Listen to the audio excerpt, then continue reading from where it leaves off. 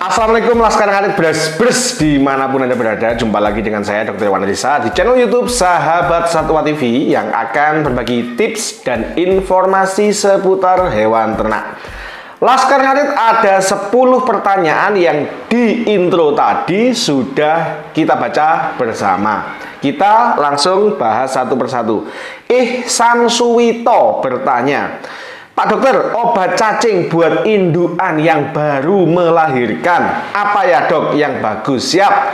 Induk yang baru melahirkan memang disarankan segera diberikan obat cacing. Tujuannya apa? Untuk membebaskan si induk dari cacing yang bila 40 atau 60 hari setelah kelahiran induk birahi, maka induk sudah aman dilakukan inseminasi buatan. Itu tujuannya. Yang kedua, sedikit banyak anak atau pedet akan mendapatkan obat cacing dari air susu. Dan ini efek sampingnya biasanya adalah diare, tidak masalah. Oke. Yang ketiga, apakah mereknya? Merek secara umum bisa kita dapatkan di poultry shop. Bisa Albenol, bisa Calbazen, bisa Fermo, bisa Wormzol, bisa Nemasol, bisa Flukisid, dan lain-lain. Laskar Ngarit. Itu Mas Ihsan Suwito, sudah kita jawab. Pertanyaan yang kedua, Pak Dokter, tolong dibahas masalah sapi lahir prematur, penyebab prematur dan cara memelihara pedet yang lahir prematur. Siap. Pre itu sebelum matur, artinya mature, dewasa atau matang. Prematur akhirnya lahir sebelum matang atau sebelum waktunya. Oke. Keberhasilan hidup atau tidaknya pedet yang lahir prematur itu sebenarnya tergantung penyebab. Bila penyebabnya adalah Brucella abortus, bisa infeksi bovine viral diare, itu kebanyakan tidak selamat. Tetapi bila prematur ini disebabkan oleh induk yang stres, anak yang stres, kekurangan gizi sehingga anak harus segera dilahirkan, ini lebih banyak yang selamat. Jadi bila prematur ini disebabkan oleh agen infeksi, bakteri, virus, dan lain-lain, ini banyak yang mati atau tidak selamat. Tetapi bila karena mismanagement, bisa karena faktor stres, faktor kelelahan, faktor malnutrisi, itu biasanya lebih banyak selamatnya. Lalu bagaimana cara merawat? Yang pasti, pastikan bernafas, salurannya bersih. Lalu air susu, tetap air susu terbaik adalah air susu induk karena mengandung kolostrum 4-5 hari yang pertama. Yang kedua, bila memang tidak bisa dirawat oleh induk karena anak terlalu lemah, maka bisa diberikan susu dari induk melalui DOT. Lalu bila induk ternyata mau menjilat si anak, ketika anak waktunya dibersihkan, kata orang Jawa dicawii, ya, dibersihkan, diseka, maka berikan ke induk. Laskar Ngarit. Siap. Itu Mas Yudi Arianto. Pertanyaan yang ketiga, Reni Permatasari. Pak Dok, mau tanya, sapi bunting dikasih obat cacing apa boleh? Begini, secara teori bensimidazol atau kandungan yang ada pada obat cacing pada umumnya, ya pada Albenol, pada Wormzol, pada apalagi ya saya lupa, Fermo, itu disebutkan aman diberikan 45 hari pasca IB. Artinya sebenarnya kebuntingan ini boleh diberikan obat cacing.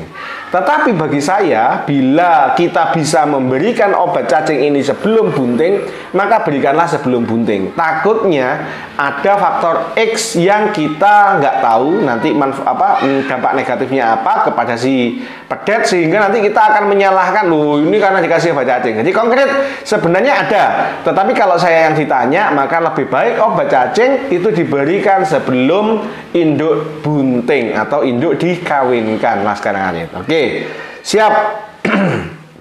Pertanyaan selanjutnya, pertanyaan yang keempat, Dani EA. Dok, apa benar kalau nyombor dengan tekstur encer atau banyak air bisa membuat sapi melorot besar ke bawah? Benar sekali.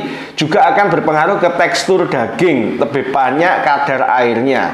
Jadi saya pernah punya klien yang sama-sama penggemukan, yang satu dia pakai konsentrat kering, ya, dia pakai konsentrat kering, itu hasil dagingnya jauh lebih padat daripada dia yang pakai comboran basah. Maksudnya comboran kering itu kualitas dagingnya jauh lebih padat, lebih kering daripada yang pakai comboran basah. Siap?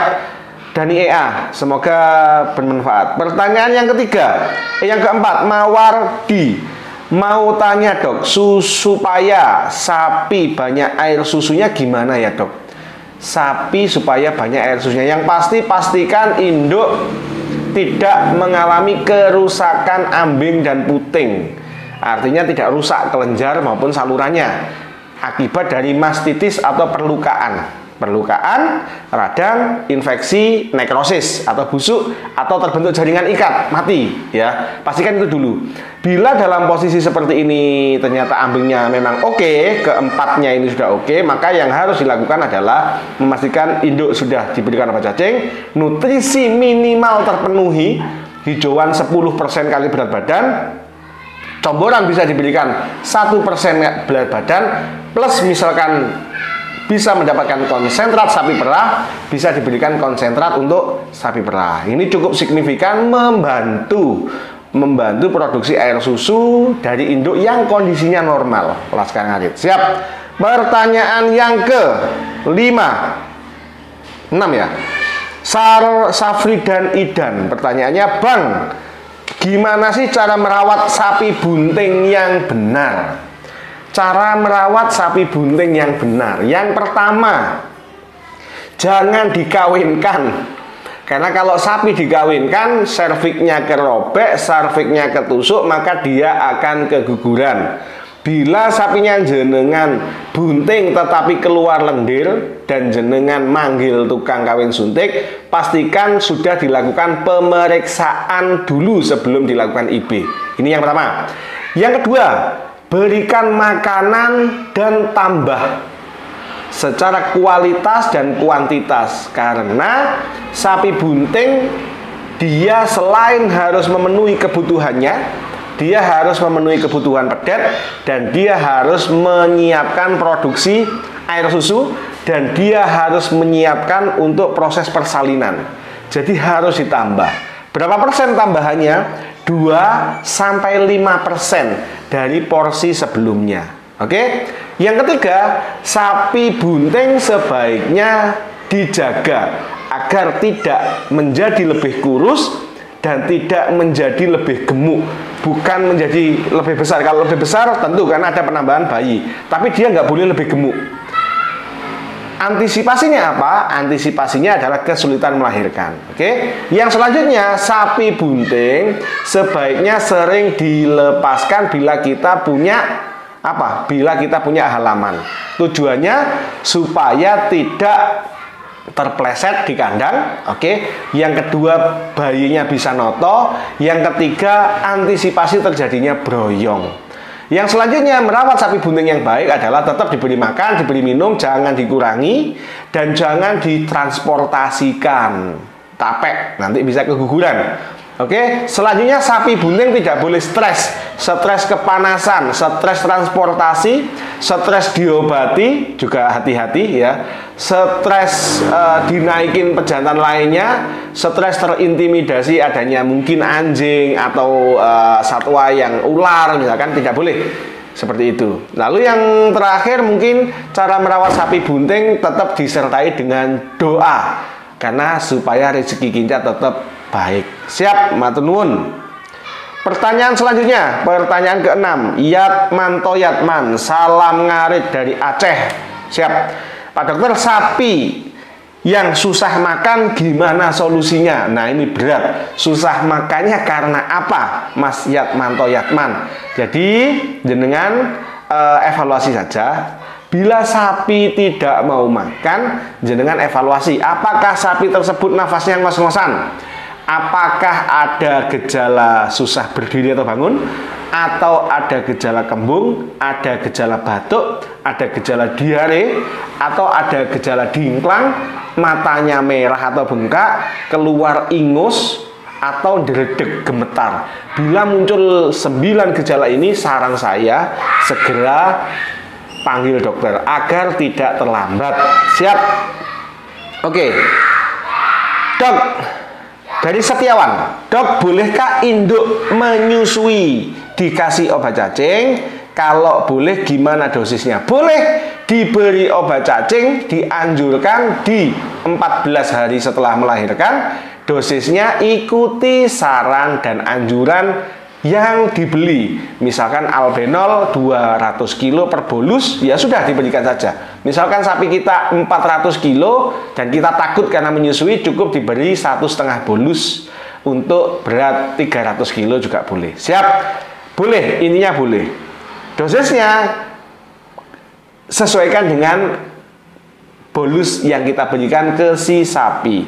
Pertanyaan yang ke-9, Mawardi tanya lagi, dok, apakah sapi ada menopause? Apa solusinya? Begini, apakah sapi ada menopause? Ini ada 2 pendekatan sudut pandang. Sudut pandang yang pertama, apakah memang sapi ini sudah terlalu tua? Pas sekarang aja. Ketika sudah terlalu tua, memang hormonalnya sudah tidak seimbang, tidak terbentuk aktivitas folikuler, tidak terbentuknya korpus luteum, maka di sini tidak akan birahi lagi. Faktornya usia. Oke. Yang kedua, faktor kemajiran atau gangguan reproduksi. Bila terjadi gangguan infeksi rahim, peradangan pada rahim, lalu terjadi kekurangan nutrisi, rahimnya isinya nanah, maka di sini akan terganggu siklus hormonal atau siklus birahinya. Bila ini yang terjadi, solusinya seperti apa, Mas Mawardi? Solusinya jenengan memanggil dokter, lalu dokter akan melakukan pemeriksaan gangguan reproduksi, akan dirogo. Dirogo nanti akan ketahuan diameternya uterus, kornu uteri, kekenyalannya, terus nanti tingkat diameter dari korpus luteumnya, apakah dia mengalami hipofungsi atau dia tidak terbentuk atau ada infeksi rahim. Jadi nanti solusinya setelah dilakukan pemeriksaan dan diagnosa tentunya. Jadi nggak bisa ketika saya ditanya seperti ini langsung ngasih solusi, nggak bisa. Solusinya panggil dokter, lakukan pemeriksaan, dari pemeriksaan akan ada diagnosa, dari diagnosa baru dilakukan terapi, dan itu solusinya. Siap? Pertanyaan terakhir ke-10 dari Eko S. Assalamualaikum Pak Dokter. Waalaikumsalam. Saya mau tanya, pemberian pepaya muda yang sudah dipotong kecil-kecil, apakah ada efek sampingnya untuk sapi babon atau darah? Pepaya memiliki kadar getah yang lumayan, lalu dia memiliki kadar air yang lumayan, efeknya adalah diare, Laskar Ngarit. Jadi bila memang hanya diberikan sesekali itu tidak masalah, tapi jangan digunakan sebagai makanan pokok. Siap, Laskar Ngarit Beras-Beras dimanapun Anda berada. Sedikit informasi, tetap kami memohon dukungan dari Laskar Ngarit semua agar kita bisa tetap semangat memberikan edukasi, membuat konten, dan bisa memberikan manfaat. Yang kedua, buat teman-teman cat lover bisa mensubscribe channel saya yang baru, karena channel tentang kucing saya pisahkan dari Sahabat Satwa TV. Sahabat Satwa TV ini khusus untuk ternak, sedangkan untuk anjing, kucing, dan lain-lain kita pisah ke Sahabat Satwa Rescue. Silakan kunjungi channelnya, dan di situ kita banyak melakukan aktivitas di dunia perkucingan. Atur nuwun, jangan lupa tetap ngopi, ngobrolin sapi. Sekian, wassalamualaikum warahmatullahi wabarakatuh. Laskar Ngarit Beras-Beras semangat.